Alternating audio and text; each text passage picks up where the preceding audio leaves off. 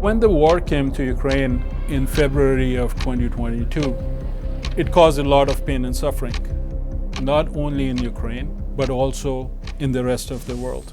Why? Because together, Ukraine and Russia, they produce about 30% of our exported wheat, 20% of our corn, 75% of our sunflower oil. So when the war came and suddenly these things were not coming out, what it did was it spiked the prices of these commodities. We saw purchasing power, whether you were in Africa or whether you were in the Middle East, essentially tumbling. We had already gone through COVID before that, which had disrupted supply chains all over the world. So combined all of this, this was a mega crisis for everyone and everywhere. Knowing that, international community came together. They said, look, we need something which will help us move this food out.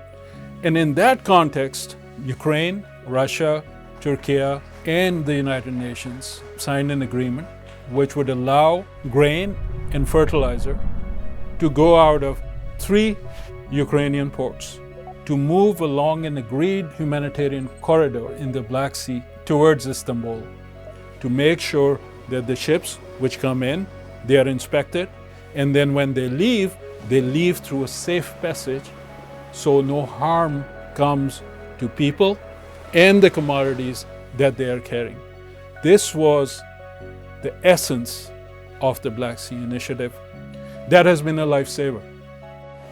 To date, about 31 million tons of food has come out. And this food has gone to all parts of the world. But the biggest impact of that is it brought the international prices of these commodities down. If we look at the peak prices in March 2022, today prices are about 20% less, mostly attributed to the Black Sea Initiative. An organization like World Food Program, where we deal with this every single day, we needed to come up with a solution. So working with the Office of the Humanitarian Coordinator, working with agencies like UN Trade and Development, and ourselves, we were at the front from the UN side to emphasize the need, not only from the commercial side, but also from the humanitarian side. So it has been a critical aspect of our work to make sure that this food was also reaching the poorest of the poor who were heavily reliant on our support. This food, it went to 7 countries, the likes of Ethiopia, Yemen, Djibouti, Kenya, Somalia, even Afghanistan. The biggest impact still of the Black Sea Initiative is from the commercial side. What I mean by that is when the prices on the international markets come down, they come down for everyone, whether you're a rich country, whether you're a poor country. So it has been a critical aspect of our work to make sure that this food was also reaching the poorest of the poor who were heavily reliant on our support.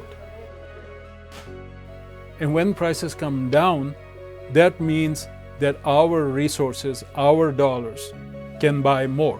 That means that we can help more people.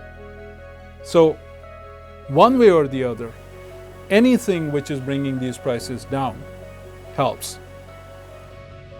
The Black Sea Initiative is something which shows the power of the United Nations to solve some of the clear, present problems.